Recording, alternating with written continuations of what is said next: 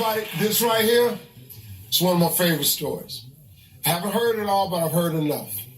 It's been 20 years since my next guest walked into law school as strangers. They became roommates, not knowing that they were about to form an unbreakable bond. They all graduated with law degrees.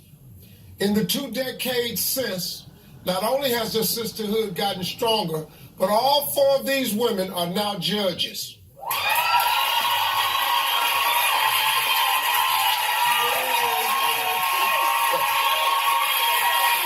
That's major, man.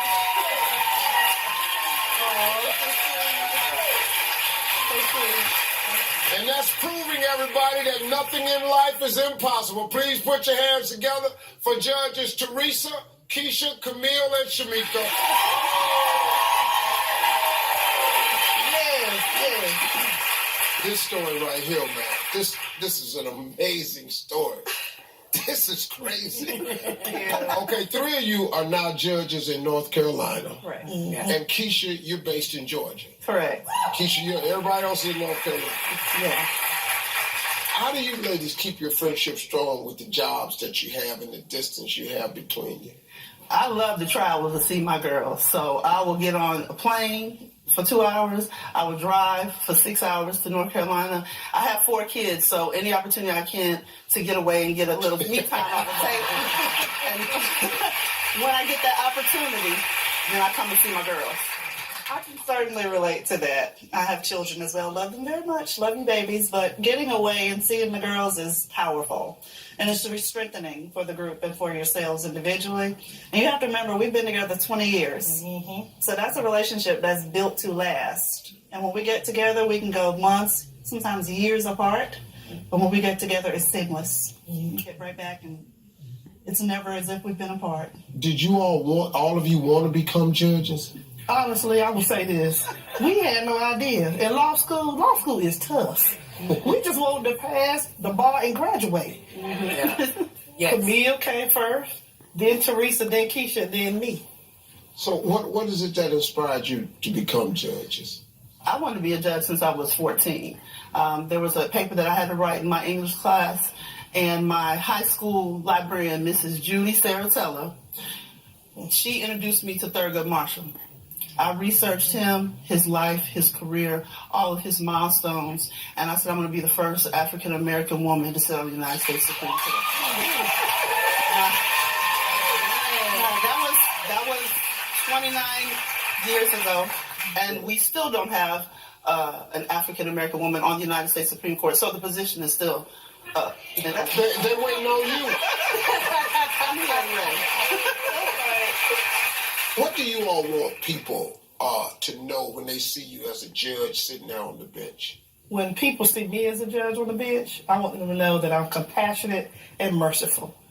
I grew up very poor in Eastern North Carolina. I was raised by my working class mother.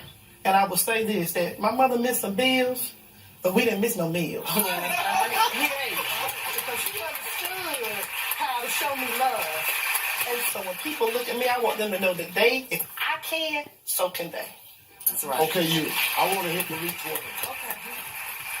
I never had the dream as a child that I would make it to be a judge, just that I could be an attorney. But I didn't have any political ties, didn't have a whole lot of money, but I had faith in God, and I had work ethic. And those are the things. As long as you put your trust in God and you have some work ethic, any dream that you have can be realized. Wow.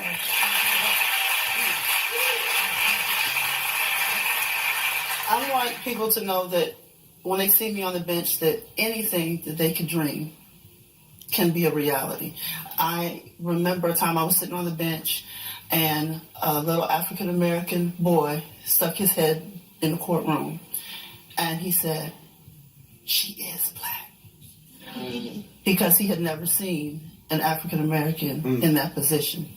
So young people should be able to see themselves in any position. And that's only going to happen when we have people in all positions looking like it.